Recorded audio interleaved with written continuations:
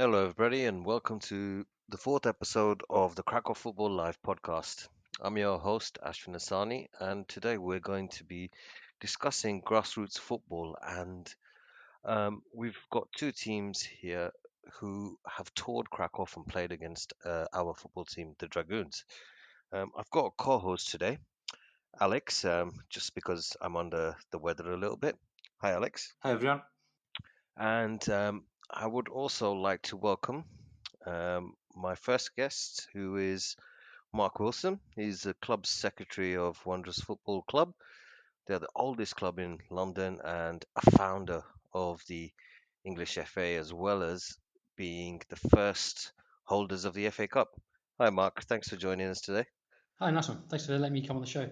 Thanks. And our second guest is I'd like to welcome Tawfique Choudhury. He's the treasurer of South Bank Cuaco Football Club, one of the biggest and probably one of the most well organized amateur clubs in London.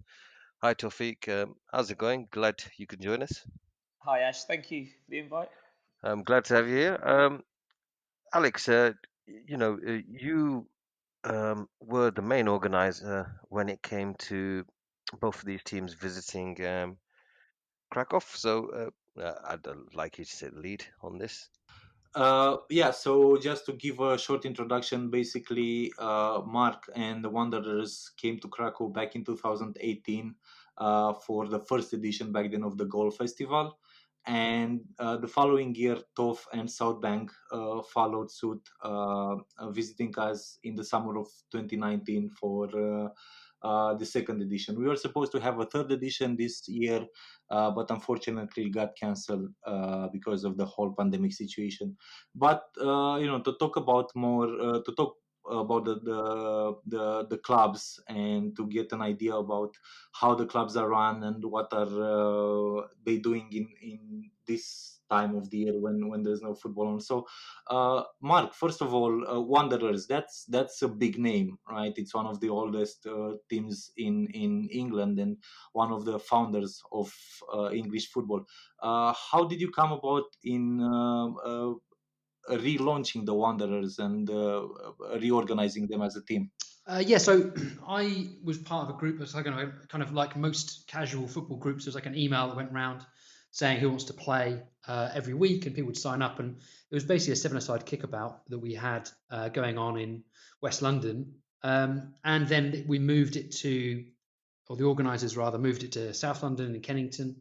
And the two of them who were running it were retiring and asked me to take over.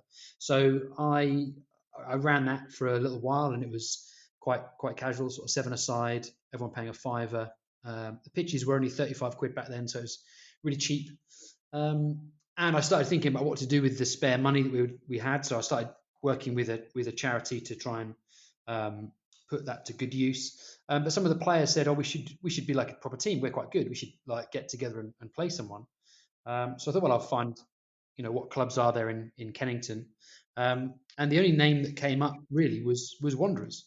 So I looked into it and found that they'd been around from 1859 to 1887, but folded as football changed. And I found on a family history like genealogy website, I found the contact details of the great granddaughter of one of the founding brothers. So there was Charles and John Alcock, and she's John Alcock's great granddaughter. So I got in touch and just said, look, we're running this kickabout for charity, and wanted to know if you'd be okay with us relaunching the Wanderers.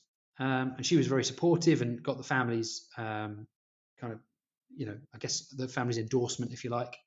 And we thought, okay, well, what do we do now? So we got in touch with a few of the teams that Wanderers had played during those FA Cup runs. And the first one that really got back to us in any kind of serious capacity was Oxford University. So I think they've won the FA Cup twice, maybe, and Wanderers beat them in 1873. And they invited us to go up to Iffley Road Stadium, which is where Roger Bannister broke the 4-minute mile. And it's a really nice little stadium that their teams use. And we expected to turn up and play like the alumni, the old boys team, and then they brought out their first team. So they were all in there, like, as you can imagine, like students. They're like 21 years old, and our guys, I think the average age was about 35. We were absolutely battered. We didn't have a goalkeeper. We had a guy who played county level rugby, and I think we had a Norwegian and an Italian, and a Scotsman, and none of them had, I would say, had a first-hand command of English. And we did quite well. We only lost 11-1. So it was one of those games where you think, nowadays if our team lost 11-1, it would be sack the manager. We need a new team. It'd be like catastrophic. Whereas then, because we kind of had very low expectations, and everyone had got on the train together, we played the match together, we went for a pint with the opposition and had a really great time. Everyone was like, "Oh, we should definitely do that again." So it became very quickly clear that this wasn't really about trying to go for glory initially, and so we played a few friendlies, and that then developed, and the players improved, and we then launched our league team, and then we started getting more competitive, and we gained 3 promotions in 3 seasons, and then it sort of has exploded from there. So we've now got 2 men's teams. We were running 3 at one point, and a women's team, and we've got a team in Ghana, and we've got a partnership with a team called Brick who run youth football. So we've just and we've also, just now as well, got our own home ground. So we're investing quite a lot of money into that. So it's really kind of exploded, and I think it's part of it. On one hand, is a sort of quite twee and quite kind of romantic vision of, wouldn't it be nice if somebody did this? Well, why shouldn't that person be us? And the other hand is a little bit of a case of, God, how far could we take this before we get kind of found out? Like, how far could it go before someone says, this is a joke, right? You guys can't be serious. So we've managed to get up, we got to sort of the AFA Challenge Cup semi-final. We've got to one of our League Cup finals. As I said, with the promotions and so on, we've actually done pretty well. Not as good as I want, obviously, but not bad. And it's just kind of grown and grown, and we're hoping that it continues to improve in terms of the success, I guess. Okay, thanks for that. It sounds amazing, really, and there's a lot of history there. And to be honest, there are some similarities in the way we started, so that kind of gives us some hopes for the future as well. Um, Going back, you just said you have 2 men's team at the moment. Tof, as far as I know, at your club you run 6 men's team at the moment, so it's quite a big club. How demanding is your role at the club at the moment? So we're actually up to 8 now. We had 6 a couple of years ago. We've got our 8th team. Our 8th team do struggle. They got 1 point all season, but they certainly try hard, which is the main thing. It's obviously a little bit more difficult to run 8 sides with the admin, but one thing that we do is that we say these are the rules. As soon as you join the club, we say these are the rules. This is what we expect of you. So code of conduct on the pitch, etc. And we use certain apps for availability, or the admin, or the communication. So as long as everybody follows the rules, they reply on time, it's pretty manageable.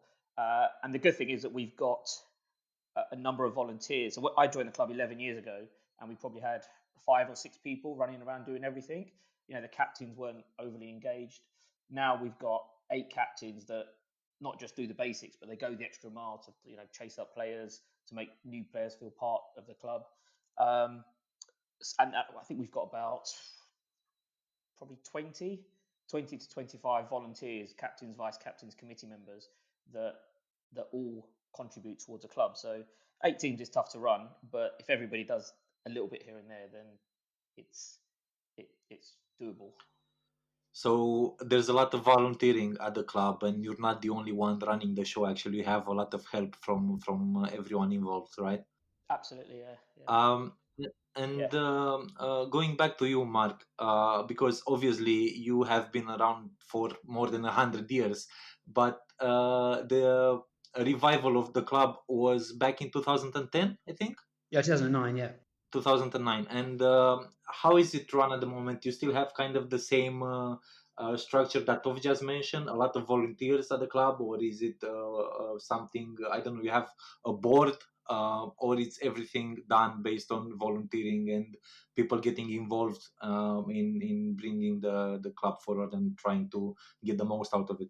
I think it's similar in from what Tom was saying, the idea that whilst you've got quite a few people who do different things, I think within that we've got like a core of people who you can rely on. So there's for us, our men's head coach goes beyond all expectations. He travels from Tottenham down to South London, which is an hour journey for training and for matches and everything, and he does some incredible training sessions. So he's a vital part of it. There's myself and the chairman who, for example, recently we were both relaying turf on the new pitch. The women's team, I think, we kind of wanted them to have their own independent body, so they have their own group of a kind of management committee, and we've often had different structures to see what really works, because inevitably there are certain jobs people really want to do. Loads of people want to be social secretary. They love to I'll organise a party, yeah, no problem. But no one wants to be like treasurer. So that there are certain jobs that are easy to allocate and others not so much. And I feel like for us, a lot of what we do is from word of mouth. We get players through word of mouth, and which is not, I think, is great, because them, then they know someone, they can settle in pretty quickly, but you don't always then get the best players. So that's for us is our next step, is our we use social media and quite a lot, but for recruitment that's useless.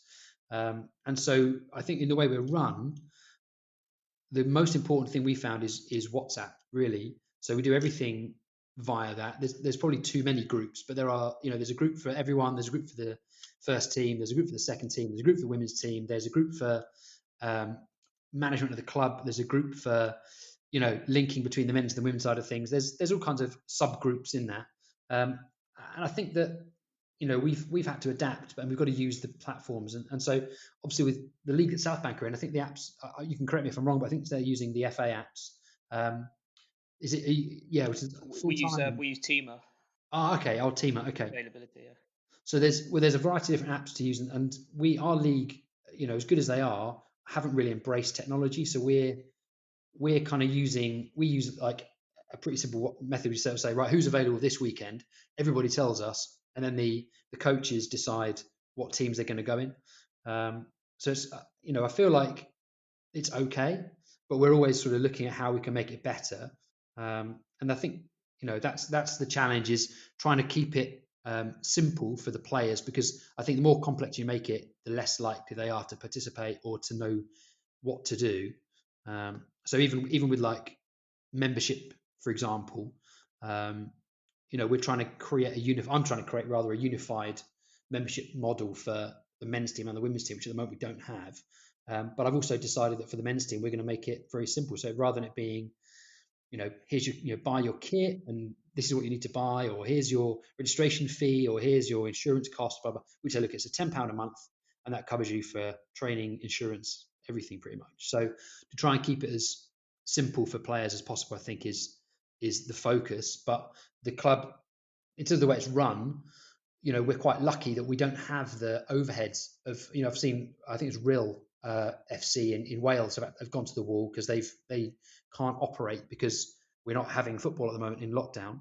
So we're quite lucky that we don't have that financial burden, so we can afford to do things and invest the money we've got in making those systems and structures a little bit more durable. Thanks, thanks for that, Mark. I mean, we, I think at Dragoons, you know, player engagement is, quite important. As you say, it's about making it as simple as you can. We found that before, when we made complicated demands of the players, they'd sort of just switch off. That all they want to do is just really play football. So, making it simple for them was, really, really important. I feel like it doesn't matter what level footballers are at. They seem to, act the part. You know how you've got this like image of Yeah.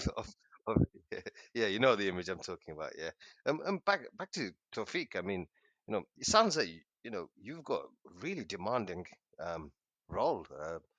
Why did you choose to do it? I mean, you had 6 teams, was it when you joined, and now you've got 8. So you're building like a little empire over there at South Bank, right?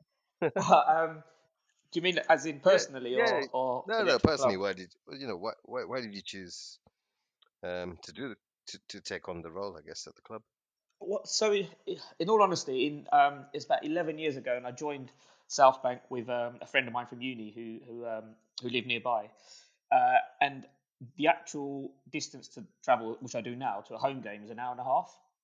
And I said to him straight away, there is absolutely no way I'm travelling an hour and a half to a home game, and away games can be up to 2.5 hours, and they're the local regionalised games. Um, and then he said, okay, just come for one game. So I'll pay for one game, and he actually wasn't in the team. He was playing for the threes. I was playing for the seventh team at the time. And I turned up, and it was just I was impressed with the facilities. I was impressed with how it was run. The local leagues I was used to around here, they were quite rough. So there was fights every other weekend, whereas this seemed to be a bit more disciplined, a bit more friendlier. And what sold it for me was that one, everyone was friendly, and then that night we went out till about 5 o'clock in the morning. And I didn't know anyone, and everyone was just like friendly. It was just talking about South Bank and football for about, from what I can remember, about 6 hours of talking about South Bank, and I thought, look, these guys are quite passionate about it. It's not just turning up, playing football, and leaving. They feel part of something. So I said, okay, I'll give it one season, and then the following season, and this is what I do now, what we as a committee do now. The following season, somebody came up to me and said, okay, we've noticed that you started helping to run the sevens. You've obviously got good organisational skills. You're probably better at organisation and admin than you are at football. But so do you fancy becoming match secretary? And there was at the time our match secretary, this guy called Dougie Mumford, who was an absolute legend. He was 92 years old and still arranging the fixtures. And as Mark will tell you, being the fixture secretary is the least glamorous job. It's like being a referee. You can only get it wrong, but if you get it right, nobody notices. Um, so he was 92, and look, he said, look, I don't want to give this up. I don't want to spend my weekends calling games off, etc. So I became match secretary. Then I became treasurer 2 years later. I've been treasurer since, and then this year our match secretary resigned. He had a lot of stuff going on, and I became match secretary. But um, yeah, so now I can't leave because I'm too involved in the admin. So I have to travel an hour and a half, and but I can't imagine, to be fair, playing for any other club. Or it's a lot of my friends, people that I speak to daily, are just all from South Bank and people that I've met at South Bank. As you must have, as you must have at Dragoons, and you must have at Wanderers. It's a huge, huge part of your life. Yeah, sometimes Yeah, too big maybe. yeah. Um, I just want to ask Mark, about touring. I know that Tofik, you guys have been doing a lot of touring as well. So how long have Wanderers actually been going on football tours, Mark? Because when you came to Krakow, I unfortunately wasn't around then. But you brought a couple of three men's teams and the women's team as well, Well, if no, I remember correctly. we had a bit of a shocker at Krakow, to be honest, in the fact that we had, like in the past. I'll explain why we had a shocker, because I tend to drift off sometimes. But the first tour we did was in 2012, 2013 maybe. So we basically just said, or maybe actually we were approached by someone, said, do you want to come and travel um, to Sofia and come and play a game? And we're like, oh yeah, great, why not? So we had a lot of guys then who were very much more sociable in a traditional football sense. So they play hard but drink hard, and they would really enjoy the social aspect that goes hand in hand with it. Whereas now I think we have more of a mix of people. So we went to Sofia, had a brilliant time, really enjoyed it. And then the next year, that year we'd also just started trying to work with women's team. So that the women came along, but at the time they were South London reserves. And so they enjoyed themselves. It was really memorable. Everyone who went still talks about it. So then we thought, right, we've got to do it again. So when you're in the classic thing of these tours, is on the Sunday or the Monday, whatever the last day is, you end up spending half of the morning or the afternoon just chatting about where you want to go next year. So you end, even the night you're there, sometimes people are the first night there, people are talking about where they want to go next year. So you could tell there's a real passion for it, real interest in it. So we've been to, let me think now. So Sofia, Bucharest, Budapest, Prague, Krakow, obviously, Lisbon, Madrid. I'm probably missing someone. We were meant to go to Barcelona this year, but it all fell through. We had a men's tour to Blackpool. We had a women's tour to Prague, and we had another women's tour to the northeast. So we've kind of had a few. That's probably all of them. And I think the reason it messes up, and it messed up at Krakow, to be honest, and the reason I think it was going to fall through this year anyway, is before the whole coronavirus nonsense, is because we started to make it too big. And I think if you've got 15 people and you go, right, we're going to go on tour, we're going here, and they go, yes, fine. It's when we started being very democratic, because we've got quite a large membership.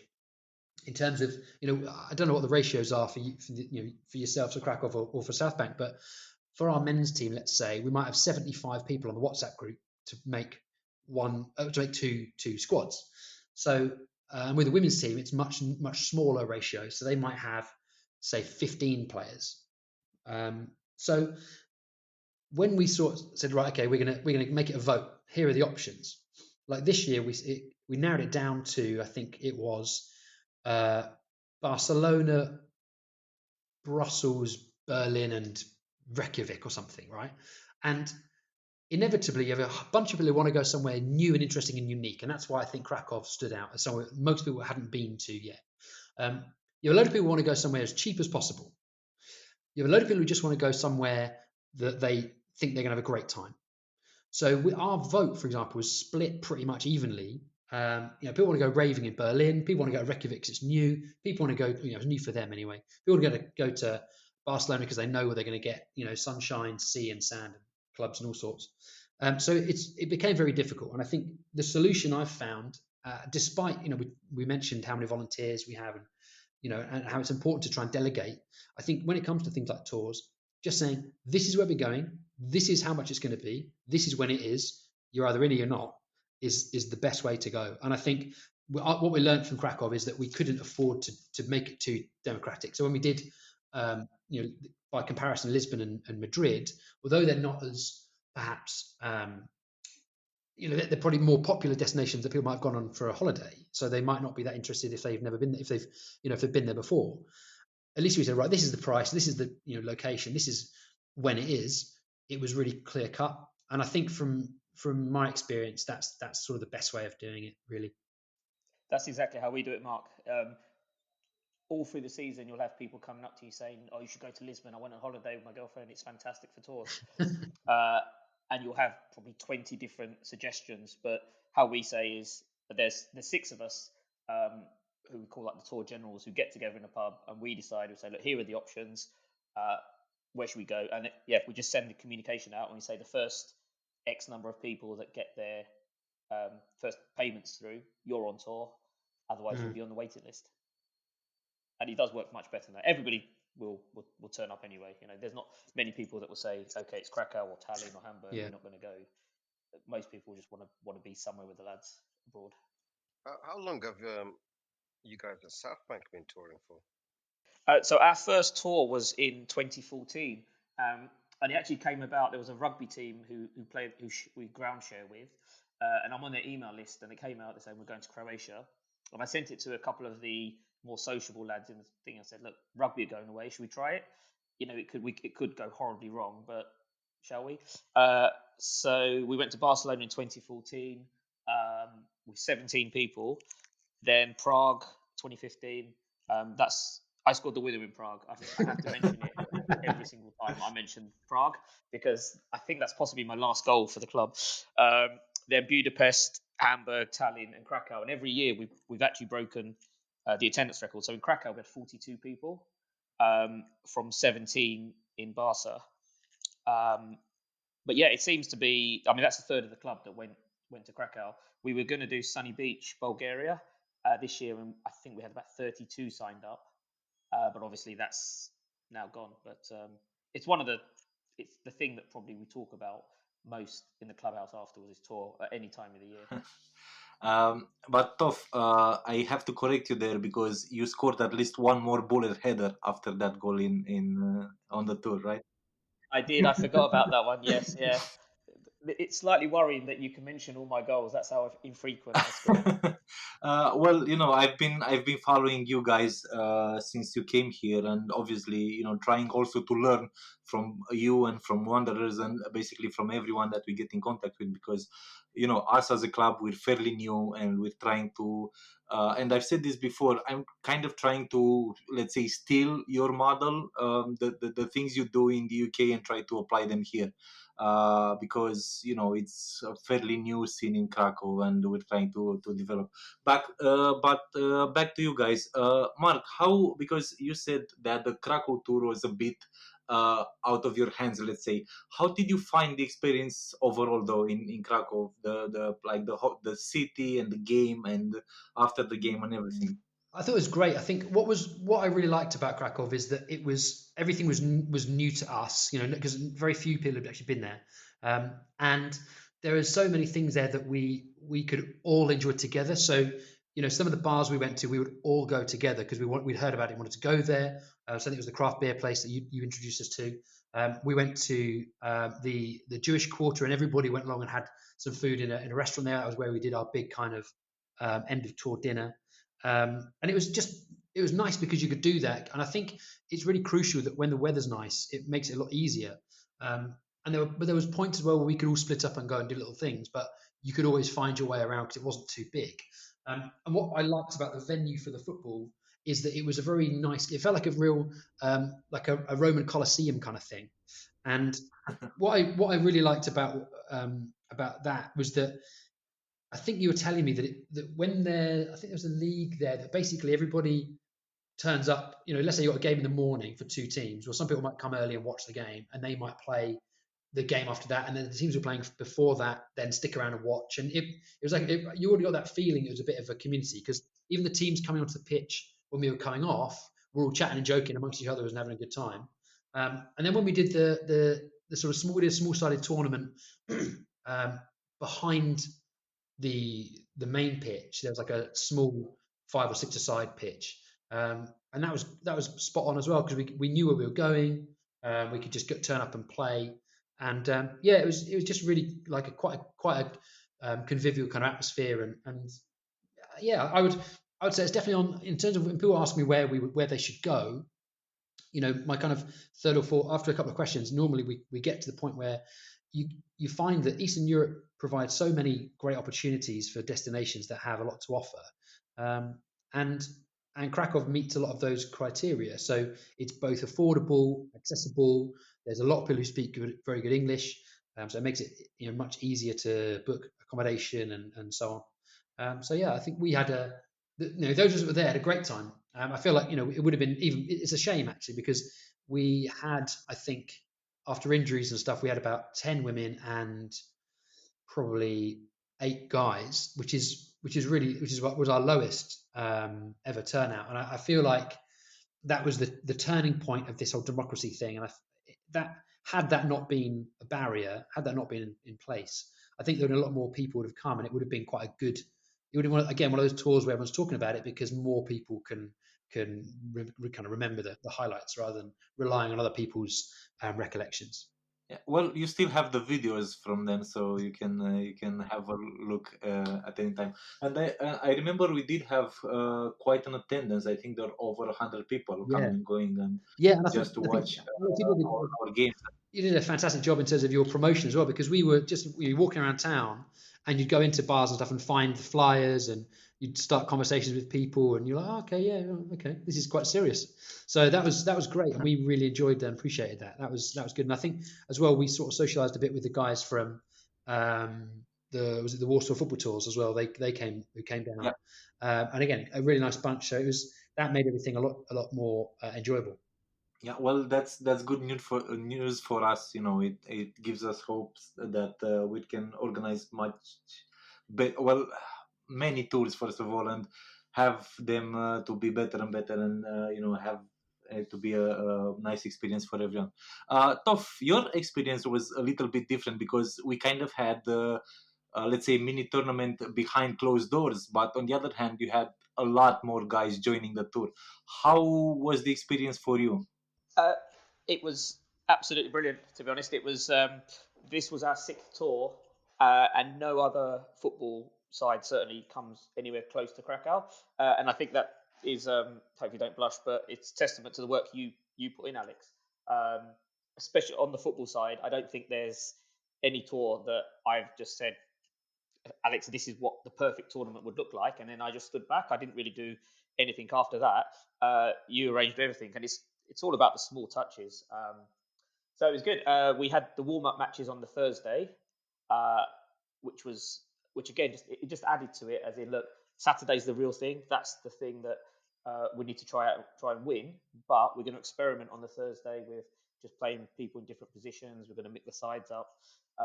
And the 5-hour tournament was fantastic. It's normally, I don't know how what you have, Mark, but normally we have just in previous tours we just have two friendlies. So you go there, you try your best. You're a little bit hungover. You just want to get through the game, try and win your game, and that's it. Whereas having a 5-hour football tournament was fantastic because you're scouting the opposition when you're not playing. We have two South Bank teams playing against each other, which was a first on tour as well. So it became a little bit of it almost took you back to your school days where you have an all-day football festival, which is, one of the things that what I love about football is where it actually matters. Um, so yeah, it was just brilliant. The football side we'll struggle to repeat how good that was, Yeah, and despite losing on penalties, obviously in the final. well, yeah, that was just unfortunate, but the overall experience was great for me as well. The work that goes into organizing this, it doesn't really matter if everything goes right at the end of the day. And meeting you guys was a fantastic experience because I mean, in the warm up game that you mentioned, I was a linesman. And the amount of abuse I got in those 45 minutes was something else. But then on Saturday we all went for a beer after the game, and everyone was very friendly. But I guess it was just part of the game. I think there are And one or two, Alex, that might have been drinking during the day, including we had one guy who I probably should mention his name, but we had one guy who overdid it, and he played in the second warm-up game. We had to Mhm. sub him after 5 minutes because he was playing left back, but he was a roaming left back, so he just appeared at right back at one point without. I said, "What are you doing over there? You should be left back." So yeah, I apologise if some of our lads were a bit too over exuberant. Let's say. Well, it's part of the experience, but going back to the tournament because as opposed to Wanderers, you actually faced multiple teams in that small tournament, and all of them were from Krakow. So, based on that, how do you rate the grassroots scene in Krakow as compared to what you have in London? I mean, it's difficult. It's difficult to compare because I think Oh, it's very tricky because we played Copernica, didn't we? Yeah. Yeah, and they were, we could tell as for a women's team they were incredible, absolutely incredible. Whereas our women's team was not. So yeah, that was a big surprise for us, I think. Yeah, well, playing against 21, 22 year olds because Copernica, they're all students. And there's really, I mean, on the physical side of it, there's really no contest there. Every time we face them, we have a lot of issues on that regard. Yeah, Um, they're like Alex. They're like, as I like to say, they're like Hitler's wet dream, aren't they? They're all they're all like 6'4", blonde, blue-eyed. Unbelievably fit. Yeah, it was very distracting watching that women's team. I've got to be honest. Yeah. Well, Have you got any video recordings of these? I actually, yeah, they're actually on YouTube, so you can check them out. I think it was unfortunately was crushing or a glorious defeat for the women's team back then, but at least was an enjoyable experience, I hope. Yeah, I mean they've lost by bigger margins, but they've also, like, this season, I've got to give them credit. They've gone from being the whipping boys of the league to actual title contenders. So they've really turned it around. Yeah, well, it's part of the learning curve. And Top, you guys actually faced Tea Time and Big Time, which ultimately won the trophy that year.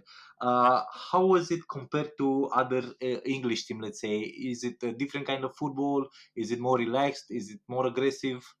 Um, I would say tea time are very similar to, let's say, our mid-range team. So our fours, our fives, our sixes. They're obviously, they can play football. They're good, but you sense there's more of a social side to that team.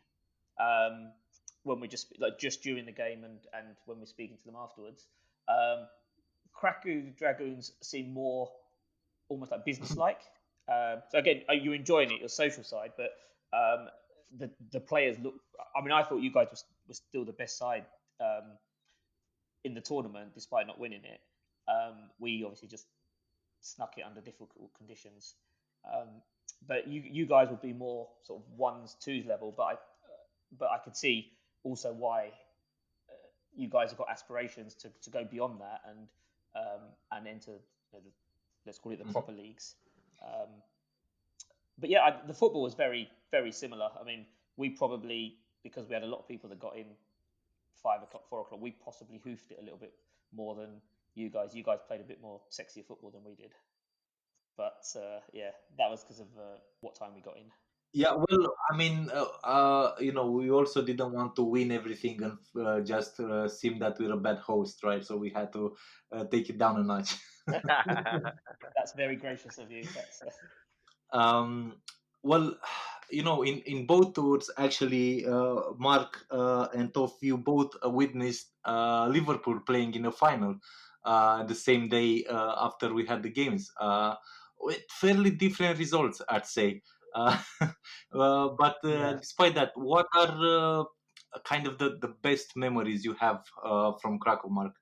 I think the kind of random players that joined us for the men's team, who helped us kind of steer ourselves through the two tough games, were real characters. Especially Maciek in goal. I think he was. Look, if you can imagine Pierluigi Collina playing in goal, he was interesting guy.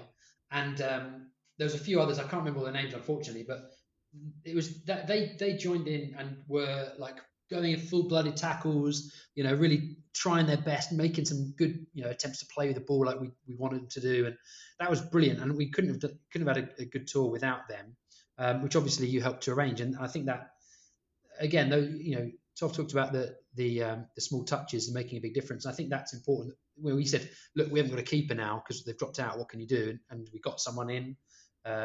We had lots of little things that we needed to get sorted because it sort of all fell apart a little bit with the players not being so committed as they normally are. And I think in the end, everybody, even though you're at the end, you're running through treacle. You've played 2 games back to back. You've got in at whatever o'clock in the morning, and you're just getting through it in that crazy heat. And so the football obviously is the thing that everybody will go for. And that means that it's got to be something memorable. It can't be something we just turn it can't feel like a regular league game. It's got to feel a little bit different. And I think that was great because we did a live broadcast on the sidelines, didn't we? We did I think that was one of our own early podcasts. Yeah, I was part of your podcast back then. And that was actually as tiring as playing football. Was trying to talk for basically, I think it must have been 90 minutes commentating on the women's game, only knowing 10 of the names on the pitch. Is tough, but that was quite fun, and it was all part of the atmosphere. And I think as long as it's I think with any good tour, and then that's whether you're the destination or the team going, as long as it's upbeat and positive and everybody's intention is there to have a good time. People aren't necessarily intending to go to try. We've got to trial this new tactic to see if it works against teams who play like this. Yeah, you could, but what's the point? You want to just have a good time and enjoy yourself. And I think as long as your mentality as a group is that way inclined, I think the whole experience is much easier and much more enjoyable, and therefore it becomes something that, as Toph said, people talk about in the clubhouse after the games, and talk about the day or two before they have to leave. Yeah, I'm very happy, very happy to hear that. And Toph, same question for you basically, because like I said, I want to make sure that everything we've done was good enough for you guys. It wasn't just good enough, it was sort of going beyond expectations. My favourite moment, and I'd probably say on behalf of everyone at South Bank, it was the tournament. I know I've obviously mentioned that already, but it is just something completely different. And what I always say to my lads is we call it like the spirit of tour. It's one of the things is however tired you are, however hungover, if you feel sick, if you feel you've got no energy and every muscle is aching, you still have to play football. You still have to get and stop that defender, stop that attacker. So it was just nice that of the 42 people, there was actually only one guy that didn't play, and everybody else put the effort in and played. It's obviously not easy to get home at whatever time it was and then play a 5-hour football tournament, but because it had that carnival of atmosphere, it sort of dragged you through it, and it was just so much fun. I would say the tournament is going to be probably one of the highlights of all of our tours. Not just Krakow. That's great. Guys, so just gonna do some quick fire questions for both of you, um, just to find out a little bit more about yourselves, and maybe also to antagonize some of your club members. Oh, blimey. Okay. We'll make it simple. Let's start with Mark and finish with Tawfique with every question. What's your favourite football team? Tottenham. And Tawfique? Tottenham. Yay. Oh, There you oh go. wow. One of our directors is going to be very happy. He's a Tottenham fan, and the only one that I've never seen two in one place, and here we are. Which is why it was so tough after that 5-hour football tournament to go into a bar and watch Liverpool lose in the Champions League as well. Oh, Yeah. I'm a Liverpool fan, so. Oh, Which football player has well? I was going to say which football player do you admire, but who's been your favourite footballer of all time? Oh, that's really tough. We've okay, quick fire. David Ginola. Let's go Ginola. Oh, nice. He was silky. Especially his goal against Barnsley was sensational. mine would be by a long way Gaza. Wow. On and off the pitch. Yeah, he seems like a pretty decent tour lad. Yeah. Yeah, absolutely. Yeah.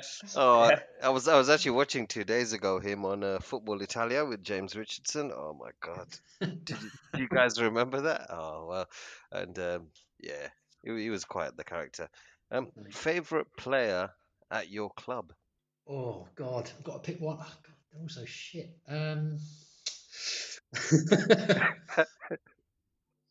God, that is really hard. Do you want me to go, Mark? I've got mine. Yeah, go for it. Go for it. So, oh, sorry. Do you mean at South Bank or at Tottenham? No, not at Tottenham. At your club, yeah. All right, then that's not as easy. Yeah, I was going to say you're more the okay. There's a lad called Abs.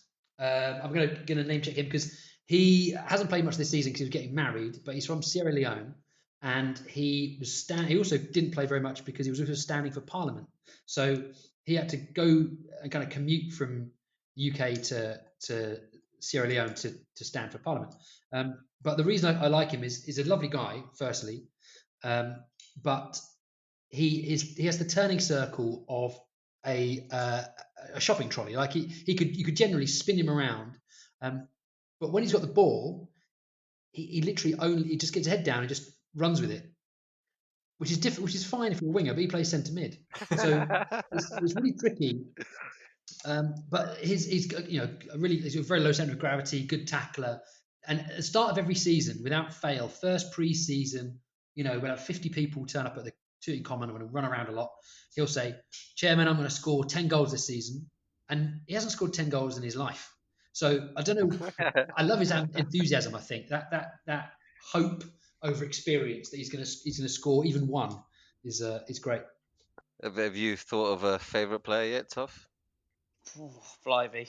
Well, we've got 8 teams, so it's difficult. I'm going through every single person and getting their pros and cons. But I'm going to go with, and it's not somebody I enjoy playing with, but for what he does for the club. So our chairman is a guy called Edward Watson. He is 58 years old. If I called him right now and said, "Ed, we're short of a player, we've got a game," obviously we're in lockdown, but in any circumstance, he would be available 24/7. He's currently now our first team manager, so he's actually resigned. He's retired, semi-retired as a player. But in one of his most recent games, he got a dead leg, and 3 of us had to carry him to his car.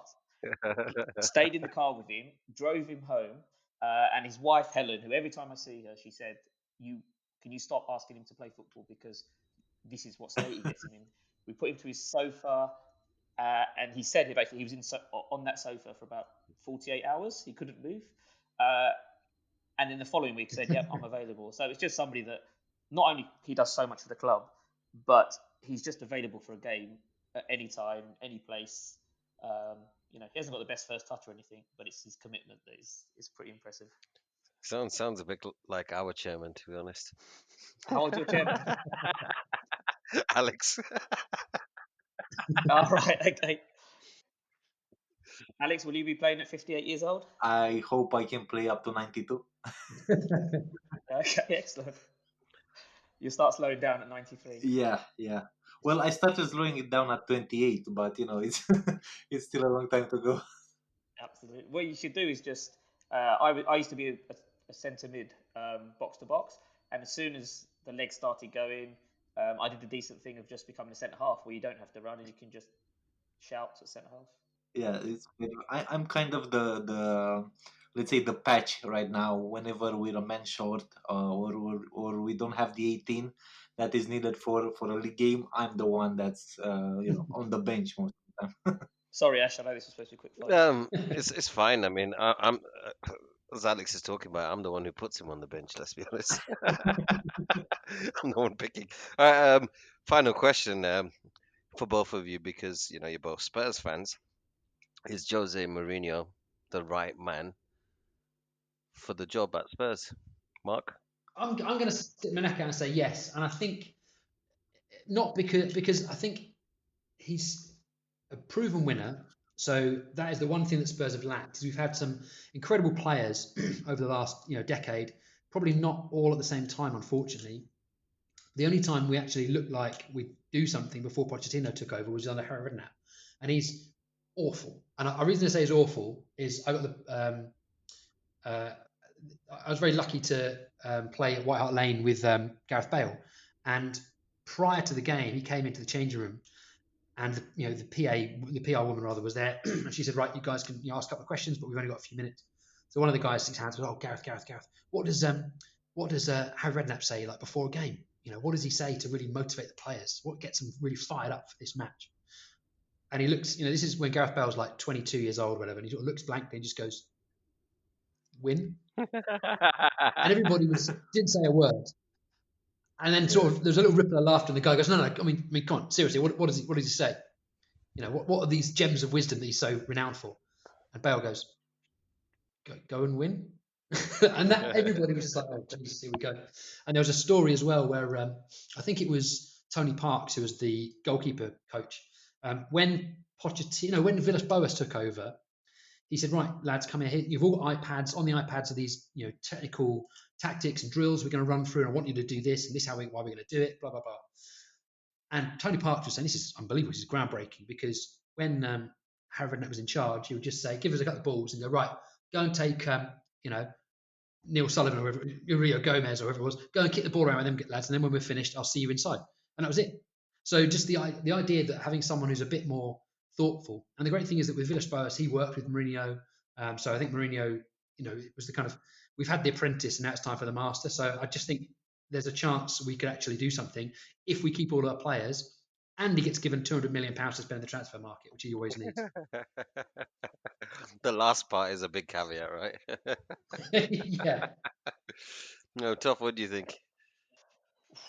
I think the jury's out. I'm probably not as optimistic as Mark on the prospects of Mourinho. I was a massive fan of Poch, and I know things getting to the Champions League final maybe masked over what was happening in the league, but just the way he sort of conducted himself, and you can see the affinity he had with the players. So I was devastated when he got sacked. Mourinho, obviously, his record is good. Just the games I've seen so far, he sets them up in a sort of a negative way, but the opposition still create too many chances, my liking.